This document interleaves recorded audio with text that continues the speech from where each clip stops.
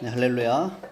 지난 시간 우리는 사람의 영혼, 몸 안에서 행하시는 그리스도의 구속의 역사에 관해 살펴보았습니다. 지난 시간 잠시 기억해 보시면 우리의 영, 그리고 혼, 몸 안에서 각각 행하시는 그리스도의 구속의 역사가 있었죠. 이제 오늘은 이 각각의 구속 역사와 관련된 용어들의 신학적 의미와 성경적 의미를 살펴보도록 하겠습니다. 오늘 다루게 될 용어들은요, 의라는 용어이고요, 성화라는 용어, 그리고 거룩함, 정결화, 그리고 영화입니다. 이 각각의 용어들의 차이는 무엇일까요? 질문을 다시 해보겠습니다. 이 각각의 용어들의 차이를 우리가 알아야 하나요? 그냥 일반적인 평범한 신앙생활을 하는 그리스도인들의 경우 이 용어들의 정확한 차이를 몰라도 무방할지 모릅니다. 그냥 이렇게 기도하거나 하는 데서 이 용어들을 섞어서 사용해도 큰 문제가 없을 수도 있습니다. 예를 들어서 연세가 아주 많으신 할머니나 혹은 할아버지 그리스도인이 있다고 합시다. 자, 이분이 예수 그리스도는 우리의 만세 반석이 되신다는 말을 우리가 예수 그리스도는 반석 위에서 만세를 불러야 한다고 이해하고 있다고 칩시다. 실제로 그렇게 이해하시는 분들이 있으시더라고요. 제가 어떤 할머니께 물어봤는데 그렇게 대답을 하시는 거예요. 자, 그러면 우리는 이분의 이해를 바로잡아줘야 할까요? 물론 바로잡아주면 좋겠지만 이분이 만세라고 하는 그런 개념을 좀처럼 이해하지 못하고 그분의 모든 개념 안에는 그냥 손들고 이렇게 만세 부르는 게 전부라면 만세 반석이라는 그 용어를 정확하게 이해하지 못한다 해도 구원받는 데 지장이 없으므로 그냥 그렇게 이해하고 신앙생활을 하시도록 해도 큰 문제는 없을 수 있습니다. 근데 만약에 어떤 신학자가 만세 반석을 이 할머니처럼 이해하고 있다면 이건 큰 문제이죠.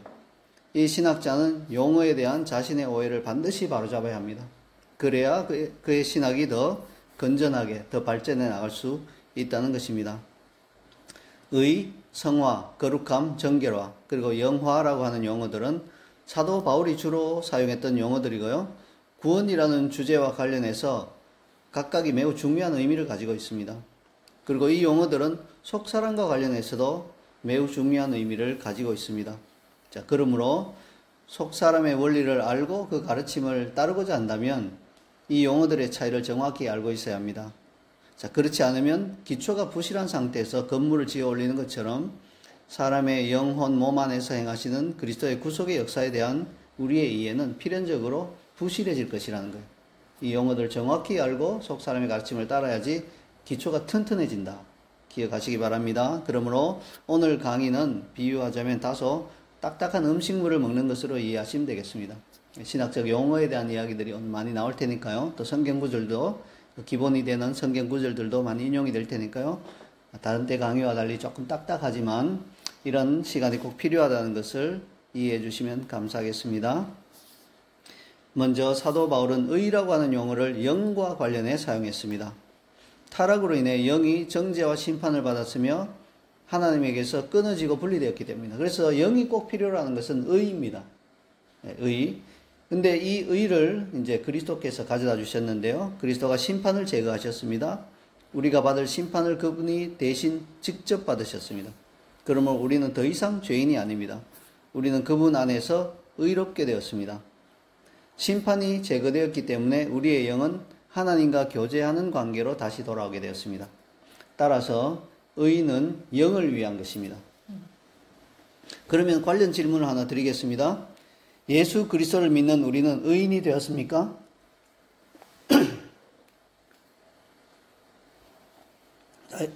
한번 답을 해보시죠. 예수 그리스도를 믿는 우리는 의인이 되었습니까?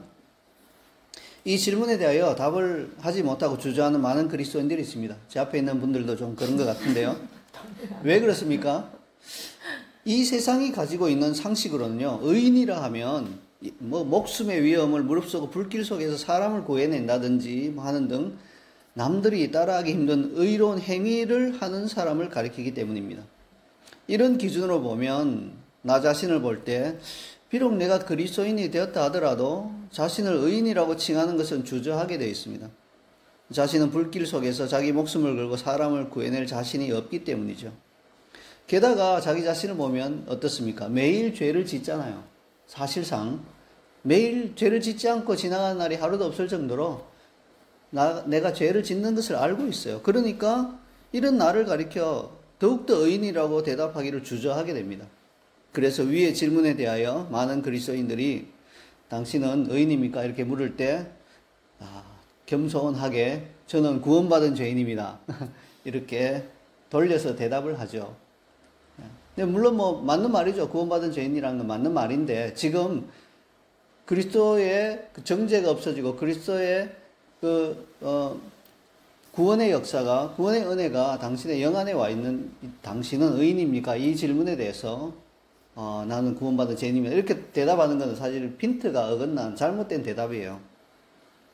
여기서 분명히 말씀드립니다. 만약 우리가 진정으로 예수님을 믿고 거듭났다면 우리는 의인이 되었습니다. 의인은 영을 위한 것이라고 말씀드렸죠. 예수님을 믿는 순간 우리의 영은 정죄에서 벗어나고 우리는 더 이상 죄인이 아닙니다. 그러므로 모든 그리스도인은 의인이 된 것이 맞습니다. 그럼에도 불구하고 뭔가 여전히 찜찜한 느낌이 든다면 마음을 편안하게 만들어주기 위한 추가 설명을 해드리겠습니다.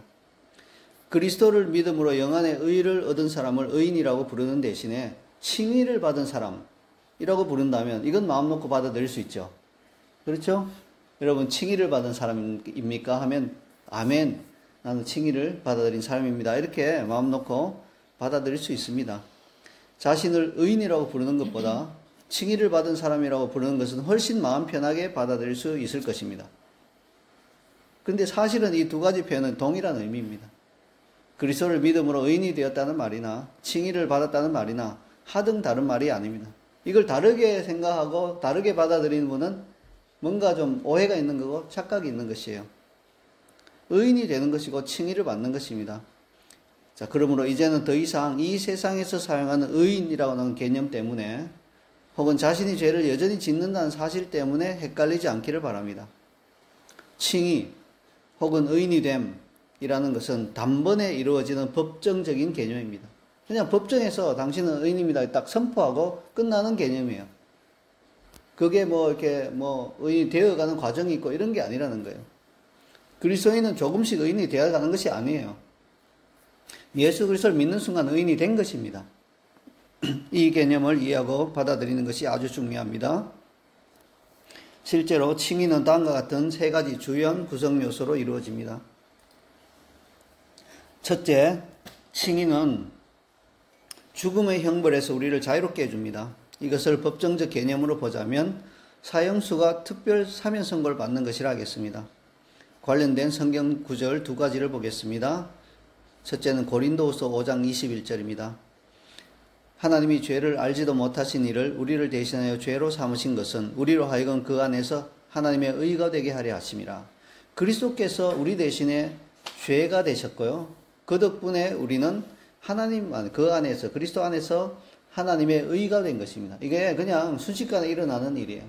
서서히 되어가는 일이 아니라는 것입니다. 또한 로마서 4장 25절에 보면요. 예수는 우리가 범죄한 것 때문에 내줌이 되고 또한 우리를 의롭다 하시기 위하여 살아나셨느니라. 예수 그리스도께서 십자가에 달리신 것, 그게 내줌이 된 거죠. 죄인들의 손에 못 박혀 십자가에 달려 죽으신 것, 그 내줌이 된 것은 우리를 의롭다 하시기 위하여 살아나시기 위함인 것입니다. 부활하심으로 바로 우리는 의롭다함을 받게 되는 것입니다.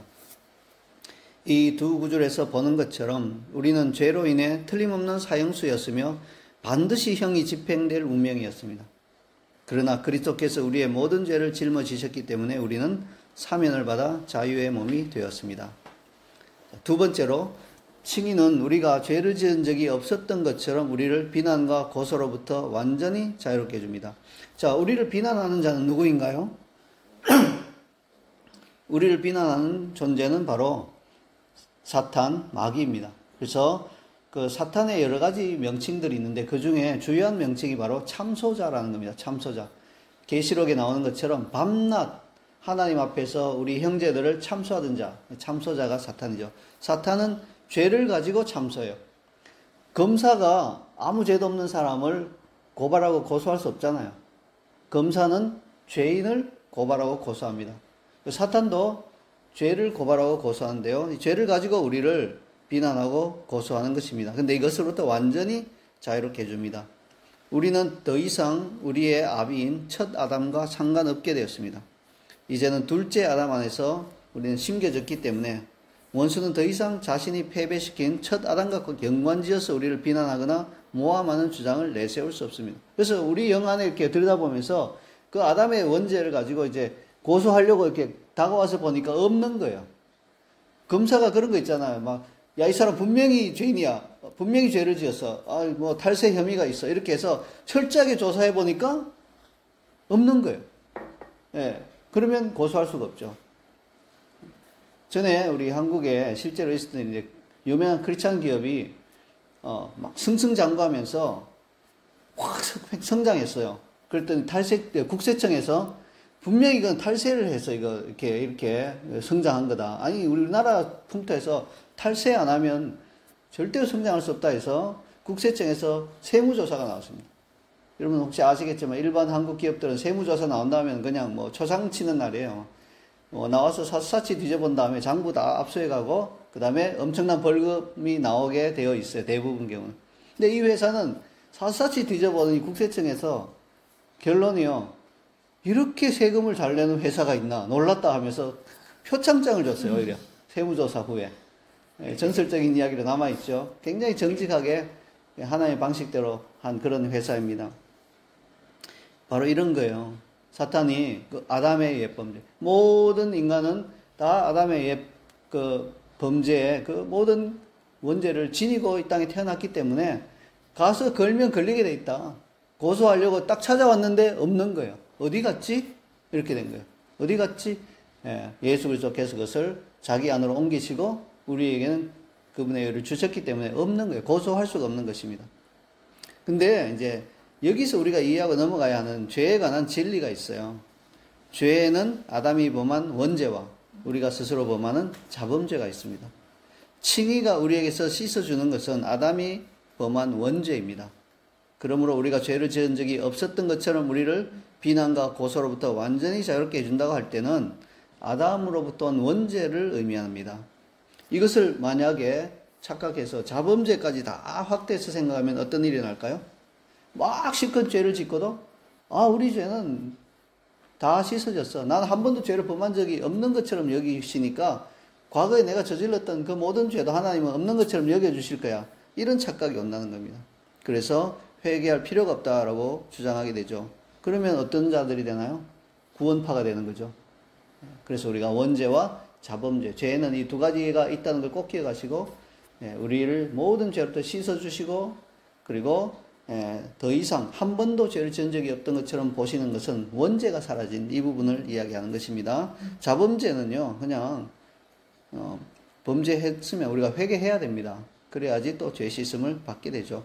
근데 단 감사하게도 자범죄는 회개와 함께 다 씻김을 받고 또 그렇게 깨끗하게 되고요. 혹시 회개하지 못한 자범죄가 있더라도 구원과는 관계는 없다는 것입니다. 근데 모르겠어요. 성경이 또 뭐 용서받지 못하는 자범죄도 있다 하셨으니까 그것도 너무 믿고요. 막 그냥 온갖 자범죄를 다 질러 놓고 구원과는 상관없으니까 또 이렇게 말할 수도 있잖아요. 성경은요, 빠져나갈 구멍을 다 막아놔요. 그냥 범죄 안 하는 것이 좋은 것입니다. 했으면 회개하는 것이 복되고 유익한 것입니다. 자, 이런 원리들을 아셔야 되겠습니다. 다음은 칭의의 두 번째 요소와 관련된 성구들입니다. 로마서 5장 18에서 19절 보시면요. 그런즉 한 범죄로 많은 사람이 정죄에 이른 것 같이 한 의로운 행위로 말미암아 많은 사람이 의롭다 하심을 받아 생명에 이르렀느니라. 한 사람이 순종하지 아니함으로 많은 사람이 죄인 된 것 같이 한 사람이 순종하심으로 많은 사람이 의인이 되리라. 아담의 한 범죄, 그것으로 인해서 원죄가 생겼고요. 그래서 모든 사람이 죄인이 되었는데 한 사람, 그 둘째 아담 예수 그리스도의 한 순종의 행위, 십자가의 죽으심, 부활하심, 그것으로 인해서 많은 사람이 의인이 된 것입니다. 그 다음 고린도전서 15장 22절에 이렇게 말씀하고 있습니다. 아담 안에서 모든 사람이 죽은 것 같이 그리스도 안에서 모든 사람이 삶을 얻으리라. 이것도 역시 동일한 원리를 말씀하고 있죠. 아담 안에 있는 모든 사람은 다 죽었습니다. 영이 죽은 태로 태어나는 것이에요. 죄와 허물로 죽었다고 말씀하잖아요. 그런데 우리가 그리스도 안에 있게 되면 생명을 얻게 된다는 것입니다. 자, 그리고 세 번째로 칭의는 예수님의 삶에 있었던 의로움을 우리 삶에 장착시켜 줍니다. 그렇죠. 우리가 원죄가 예수님이 자기에게 가져가신 다음에 그 자리에 아무것도 없는 게 아니라 예수님의 그 생명 안에 있던 의로움을 우리 삶 안으로 장착시켜 준다는 거예요. 교환시켜 주는 거예요. 그런 거 있잖아요. 뭐 배터리 완전히 나가서 더 이상 쓸 수 없는, 아무리 충전해도 그냥 한 5분 지나면 다시 제로로 떨어지는 배터리를 가지고 어디 이제 고치는 곳에 갔더니 이 배터리가 이게 완전히 나갔네요. 교환하셔야 되겠습니다. 얼마나 드나요? 이거 그 보증기간 안에 있어서 책으로 교환해 줍니다. 이렇게 해서 딱 바꿔주면 새로운 배터리를 얻게 되는 거죠. 그런 거예요. 저도 한번 배터리가 나가서, 차에 자동차 배터리가 나가서, 우리 NRMA라고 아시잖아요? 와서 이렇게 언제든지 와서 이렇게 원하는 서비스를 해주는데, 배터리 교환이 그들에게 아주 중요한 서비스예요. 그래서 그분들에게 배터리를 사서 교환했어요. 보증기간 2년 이렇게 말해주더라고요. 그리고 이제 잊어버리고 차를 탔는데 1년 11개월인가 지나서 배터리가 이유도 없이 나가버린 거예요. 이해가 안 돼요. 그래서 다시 불렀어요. 배터리가 나갔습니다. 이거 쫙 쏜살같이 오더니 점검해보니 완전히 이상하네요. 이게 기간이 안 된데 나갔네요 하고 딱 떼더니 새 배터리를 딱 장착시켜주니 얼마입니까? 그러니까 운이 좋으시네요. 보증기간 한 열흘 남았습니다. 이러더니 새로 다시 2년 보증기간을 주는 거예요. 그때 정말 너무 기쁘더라고요. 사람이 이런 걸 가지고 너무 기뻐하면 안 되는데 굉장히 참 고장이 잘 났다 이런.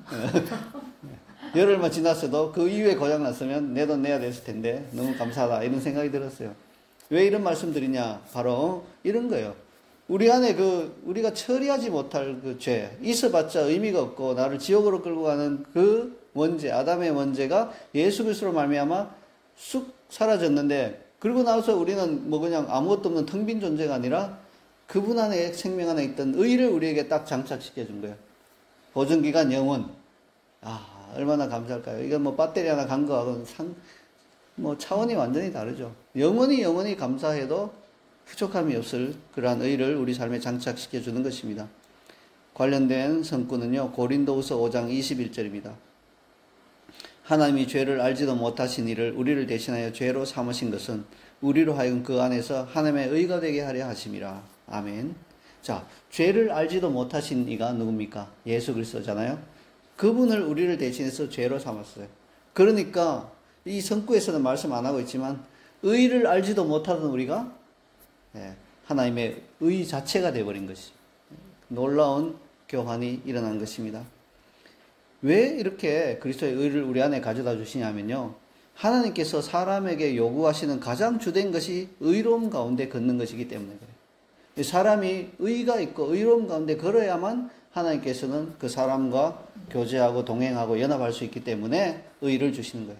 아무것도 없거나 원죄가 있거나 이렇게 하면 하나님은 사람과 동행하거나 교제할 수 없다는 것입니다. 의로움이란 뭘까요? 우리는 흔히 의로움 하면 내가 뭐 이렇게 뿌듯하고 내가 뭐 나쁜 짓을 안 하고 이런 차원으로 많이 생각하는데 그것도 맞지만, 의로움이란 또 다른 의미, 히브리 원어로 보면 하나님 앞에서 정직하고 올바른 길, 곧은 길을 걷는 것을 의미합니다. 그게 의로운 거예요. 그래서 사람이 보기에는 뭔가 이거 좀 이상하다 싶어도 하나님이 보시기에 의롭다 하면 의로운 거예요. 근데 사람이 보기에는 의로운 거지만 하나님이 보시기에 그 곧은 길이 아니다, 굽은 길이다 하면 그건 굽은 길이에요. 그러므로 의로움은 하나님에 대하여 하나님 앞에서 정직하고 올바른 길, 곧은 길을 걷는 것을 의미합니다.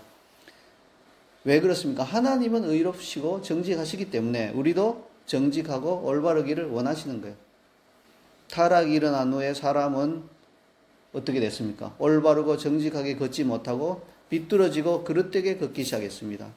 이사야 53장 6절이 그것을 이렇게 설명하고 있죠. 우리는 다 양 같아서 그릇 행하여 각기 제 길로 갔거늘 여호와께서 우리 모두의 죄악을 그에게 담당시키셨도다. 우리는 양처럼 막 뿔뿔이 흩어져 자기 마음대로 가는 거예요.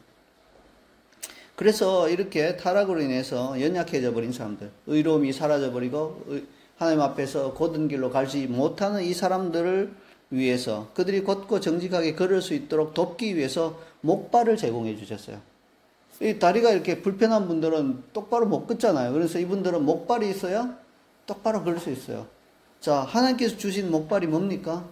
타락한 인간들이 제대로 걸을 수 있도록 주신 목발이 뭘까요? 그것은 계명입니다. 하나님께서 우리에게 계명을 주신 목적이 바로 여기에 있습니다. 이거 해도 되고 저건 안 된다, 절대 하지 마, 이런 식으로 부담을 주려는 것이 아니었습니다.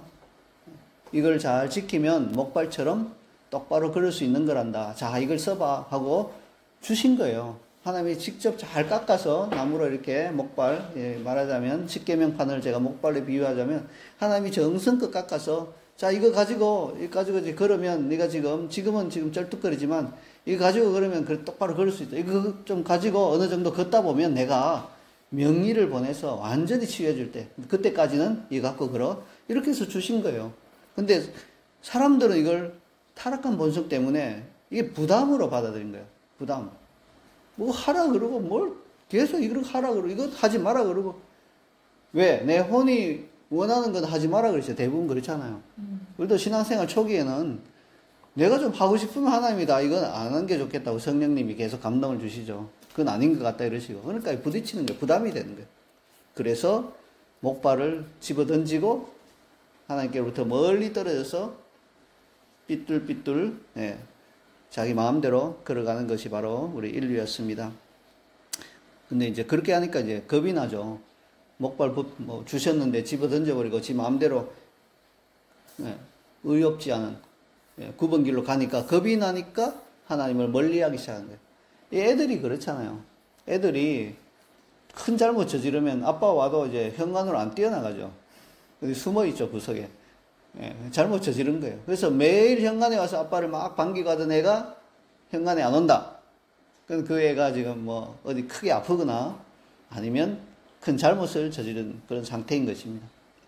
사람이 그랬다는 겁니다. 타락한 인간이 계명을 부담으로 받아들이고 던져버리고 하나님을 안 보면 된다, 이렇게 아주 쉽게 어린아이처럼 그렇게 생각하고 하나님으로부터 멀어지는 길을 선택한 것입니다. 그래서 로마서 7장 11에서 13절에 다음과 같이 기록되어 있습니다.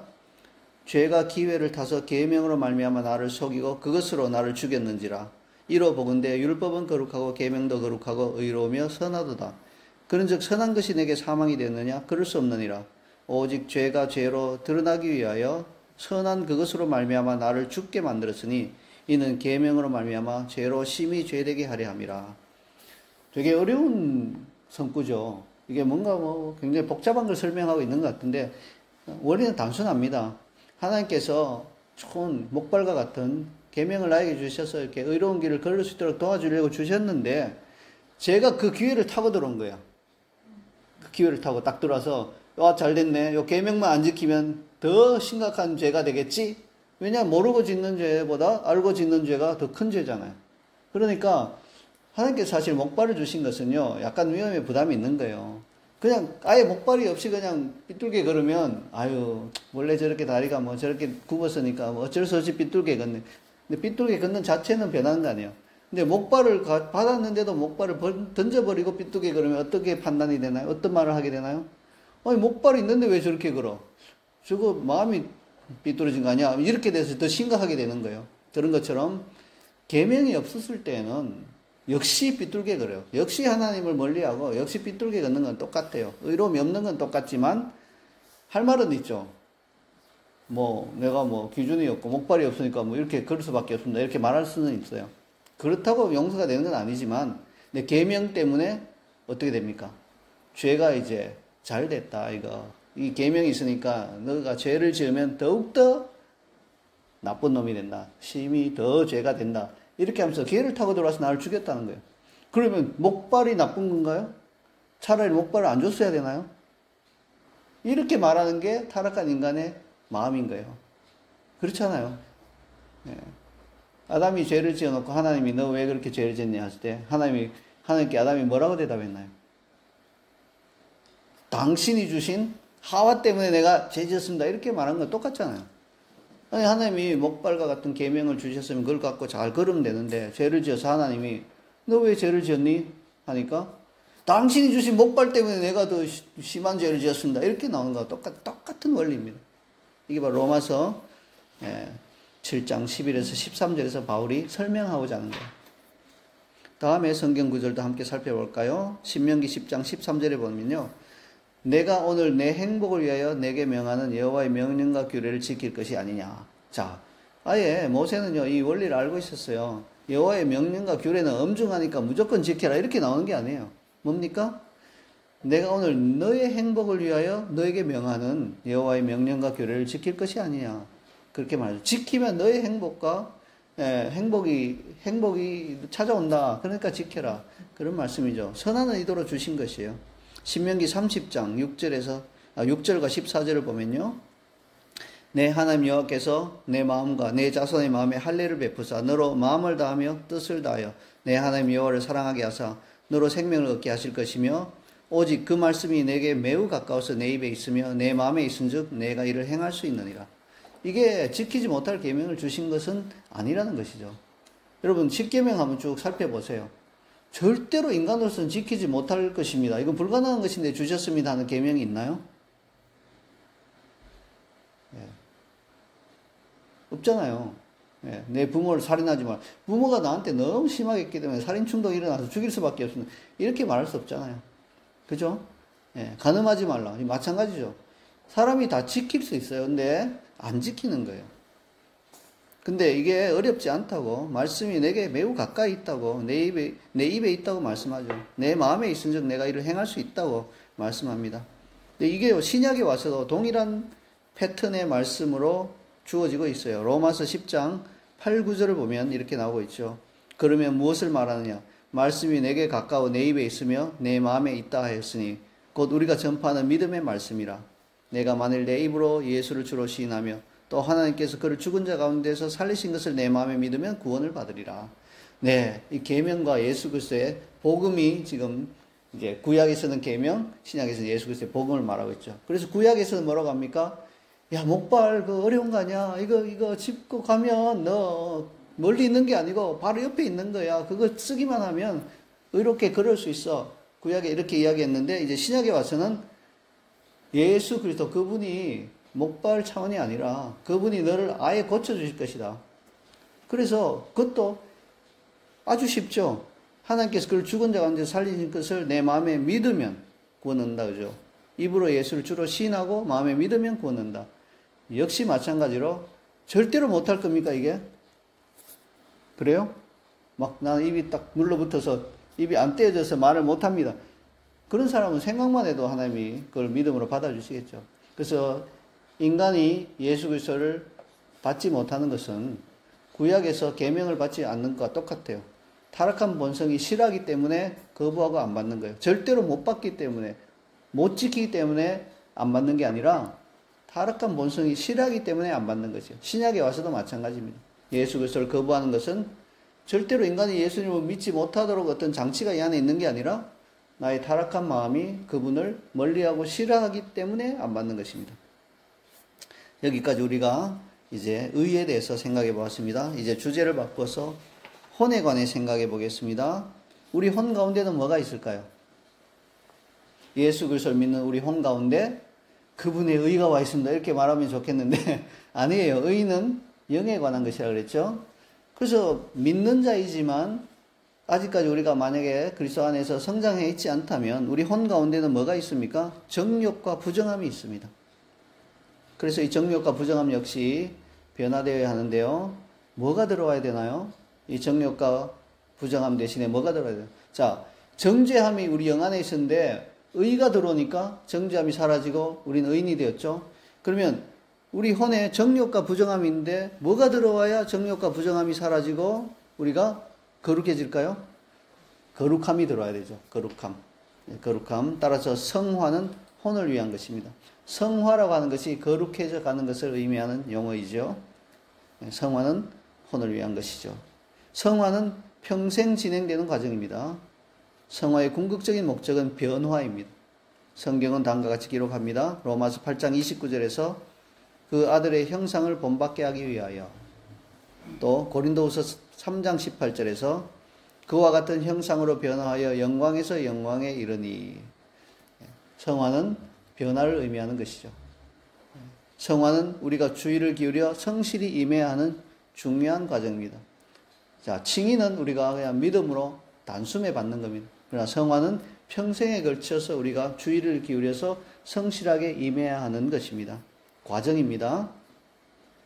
그래서 바울이 빌립보서 3장 12에서 14절에서 이렇게 고백하고 있죠. 내가 이미 얻었다 함도 아니요 온전히 이루었다 함도 아니라 오직 내가 그리스도 예수에게 잡힌 바 된 그것을 잡으려고 달려가노라. 형제들아, 나는 아직 내가 잡은 줄로 여기지 아니하고 오직 한 일, 즉 뒤에 있는 것은 잊어버리고 앞에 있는 것을 잡으려고 푯대를 향하여 그리스도 예수 안에서 하나님이 위에서 부르신 부름의 상을 위하여 달려가노라. 아멘. 그래서 바울이 이 성화의 과정, 우리가 보통 이 구절을 사명에 대해서 자꾸 이렇게 집어넣어서 생각하잖아요. 그죠? 예. 그 푯대하고 가는 것은 내 사명을 성취하는 그것을 나의 푯대로 삼고 내가 그걸 위해서 아직 덜 됐다. 아직 내가 구원하고 내가 전도하고 복음을 전해야 될 영혼들이 숫자가 이렇게 있는데 하나님이 나한테 맡겨주신 영혼들인데 내가 다 아직 못 이루었다. 그걸 다 빨리 이루어야 된다. 그래서 나는 지금 오늘도 달려간다. 뭐 이런 식으로 좀 해석을 하는데 더 근본적으로 이것은 물론 그것도 맞을 수 있지만 더 근본적으로는 성화의 과정을 말씀하는 거예요. 바울이 지금 이미 얻었다함도 아니라는 거죠. 온전히 이루었다함도 아니라 평생 거치는 그러한 과정이라는 것을 설명하고 있습니다. 여기서 성화와 관련된 중요한 사실들을 이해해야 합니다. 이 맥락에서 서로를 완성시켜주는 두 가지 성경의 진리가 있습니다. 즉 그리스도께서 우리를 위해서 해주신 일, 칭의, 그 부분이 있고요. 우리가 해야 할 일, 성화를 이루어가는 일, 이 두 가지가 있다는 겁니다. 로마서 5장 8절에서 그리스도께서 우리를 위해서 하신 일을 설명하고 있죠. 우리가 아직 죄인 되었을 때 그리스도께서 우리를 위하여 죽으심으로 하나님께서 우리에 대한 자기의 사랑을 확증하셨느니라. 자, 그러면 우리가 해야 할 일은 뭡니까? 로마서 6장 8절에 나와 있습니다. 만일 우리가 그리스도와 함께 죽었으면 또한 그와 함께 살 줄을 믿노니. 자, 그리스도와 함께 죽는다 이 말이 무슨 뜻인가요? 이게 단숨에 일어나는 순교의 죽음을 이야기하나요?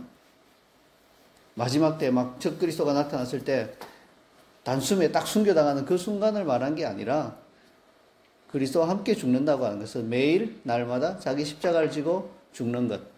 예, 그것이 바로 성화를 말하죠. 우리의 구원을 이루어 나가기 위해 우리는 매일 그리스도와 함께 죽어야 합니다. 그리스도가 우리를 위해서 죽으셨으니 우리도 그리스도와 함께 매일 죽는 법을 배워야 합니다. 그리스도의 죽음은 우리에게 용서와 칭의를 가져다 주셨습니다. 우리는 매일 그리스도의 죽음에 참여함으로 죄와 옛 본성의 세력을 깨뜨립니다. 이것이 성화입니다. 이 두 가지 성경적 진리에 대해서 조금 더 자세히 살펴보겠습니다. 그리스도가 우리를 위해 죽으심. 이것 고린도전서 15장 3절과 4절에서 보면요. 이는 성경대로 그리스도께서 우리 죄를 위하여 죽으시고 장사 지낸 바 되셨다가 성경대로 사흘 만에 다시 살아나사. 그렇게 말씀하고 있죠. 이렇게 해서 우리의 구원은 완성되었습니다. 하지만 우리는 구원을 이루어 나가야 합니다.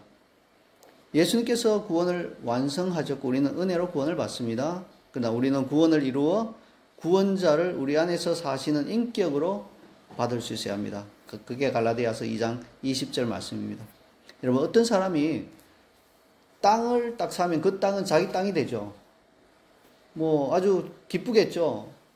여러분 혹시 자기 이름으로 된 땅이 뭐 하나도 없는 분은 그 기쁨을 잘 모르실 거예요. 근데 땅이 딱 자기 이름으로 딱 등기가 되면 이 내 땅인 거예요.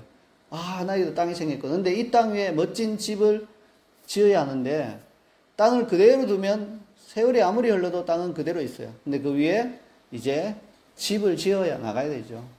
집을 잘 짓고 나면 집을 이제 짓고 그 집이 빈집으로 있으면 안 되잖아요. 그 집에 사람이 와서 살면서 행복한 가정을 이루어야 되겠죠.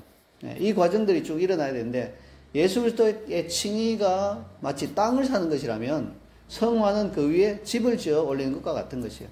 근데 안타깝게도 이 과정이 안 일어나는 그리스도인들이 많다는 것입니다. 이 세상에서도 땅을 사서 집을 짓다가 중단되는 경우가 많잖아요. 여기 지금 궁금하면 여기 한 10m 가서 저 큰방에 가서 창을 열고 건너편 집을 보세요. 3년째 어느 정도 짓다가 3년째 지금 그대로 있어요. 이런 일이 일어날 수 있다는 겁니다. 그래서 성화의 과정은 계속해서 완공될 때, 완성될 때까지 일어나야 하는 것입니다. 죄인이 들어갈 수 있는 문은 오직 하나입니다. 바로 십자가입니다. 하지만 믿는 자로서 우리는 예수님께서 우리를 위해 얼마나 많은 일을 하셨는지를 알아야 합니다. 즉 우리가 십자가 하나만 믿고 십자가만 그 십자가의 구원 이것만 붙들고 신앙생활을 해서는 안 된다는 거예요. 그게 기초이고 가장 중요한 것이긴 하지만 예수 그리스도께서 이제 십자가 다음으로 우리를 위해서 해주신 많은 일들이 있다는 겁니다. 최소한 6가지의 구원의 주요 역사를 우리를 위해 이루어 주셨습니다. 그래서 우리의 구원은 완전하고 확고해졌습니다. 6가지가 뭡니까? 성육신, 십자가에서 죽으심, 부활, 승천, 성령 강림, 그리고 재림입니다. 아니 이 가운데 그냥 십자가에서 죽으심만 붙들고 칭의만 붙들고 나는 의롭게 되었어 할렐루야 이것만 가지고 평생을 살아갈 수는 없다는 것이에요. 성육신에서 오는 그 은혜도 받아야 되고요. 부활의 은혜도 받아야 되고 승천의 은혜, 성령 강림의 은혜, 재림의 은혜까지 쫙 우리가 받아야지 성화가 이루어져 가면서 우리는 온전해져 가는 것입니다. 이 각각의 예수님의 우리를 위한 이 6가지의 구원 사역은 앞으로 2부에서 좀 더 자세히 살펴보겠습니다. 굳건하고 확고한 영적인 삶은 성경의 진리에 뿌리 내린 삶을 기반으로 합니다. 그러므로 위에서 언급한 진리들을 이해하는 것이 매우 중요한 기초가 됩니다. 우리가 그리스도와 함께 죽음이라고 하는 것은요, 빌립보서 2장 12, 13절에 나오는 것처럼 그러면 나의 사랑하는 자들아 너희가 나 있을 때뿐 아니라 더욱 지금 나 없을 때도 항상 복종하여 두렵고 떨림으로 너희 구원을 이루라. 너희 안에서 행하시는 이는 하나님이시니 자기의 기쁘신 뜻을 위하여 너희에게 소원을 두고 행하게 하시나니. 여러분 이 구절을요 자꾸 어떤 그리스도인들은 이게 두렵고 떨림으로 구원을 이루라는 말을 자꾸 그냥 구원은 뭐 아니면 도로 자꾸 생각하니까 두렵고 떨림으로 구원을 이루라 이 말을 이해를 못하는 거예요.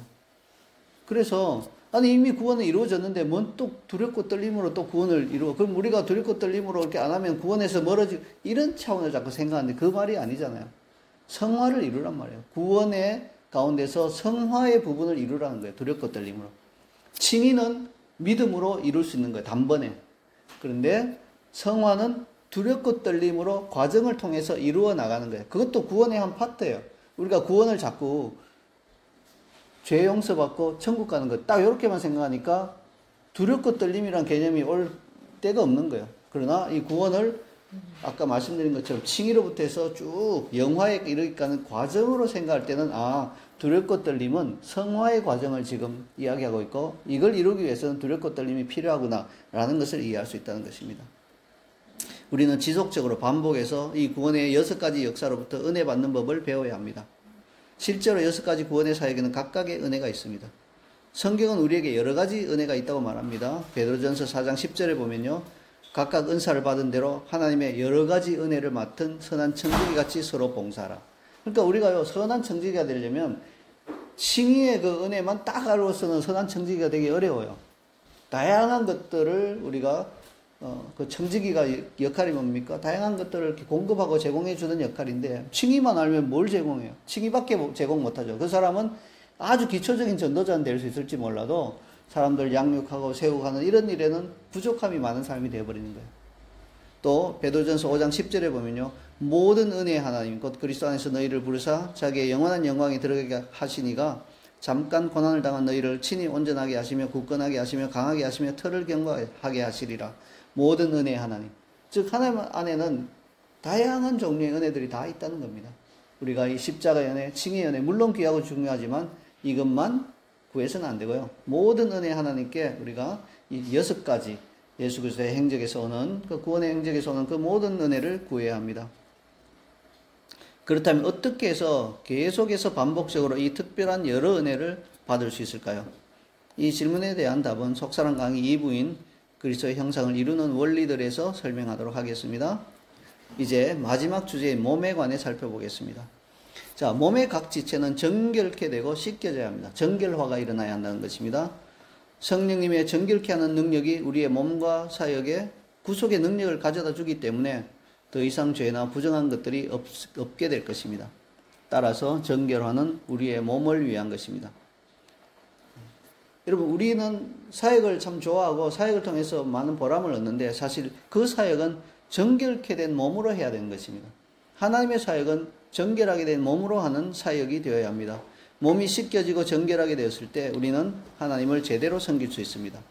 지난 시간에 우리가 말씀드린 것처럼 연탄 배달부가 어떤 고급스러운 어떤 일을 하기 위해서 특별히 이렇게 그런 연탄재 같은 게 날리면 안 되는 곳에, 예를 들어서 반도체 이렇게 클린룸이라고 있죠. 먼지 한 톨도 있으면 안 돼. 이런 데 들어가서 난 연탄 배달하던 그 복장 그대로 들어가서 일하겠습니다 하면 절대로 들여보낼 수는 없죠. 망치니까요. 그런 것처럼 우리가 정결치 않은 몸으로 하나님을 제대로 섬길 수 없다는 것을 알아야 합니다.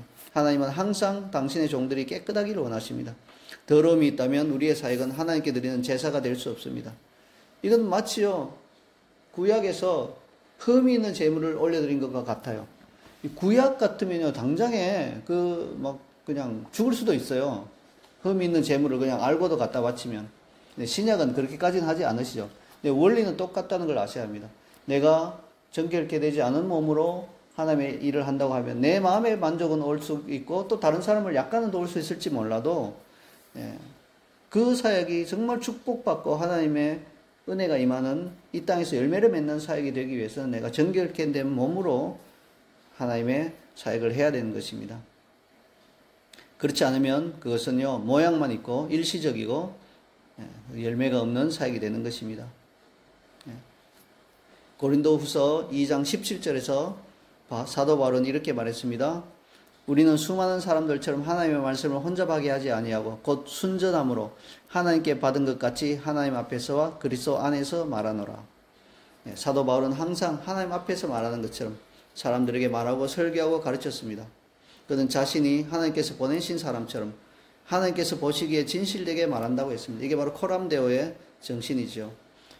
우리가 코람데오, 주 앞에서 이렇게 한다는 이런 생각 자체는 좋은데 몸이 정결하게 되지 않으면 그것은 생각에 그치고 말아요. 몸이 정결하게 될 때 실제로 코람데오의 사역을 할 수 있는 것입니다.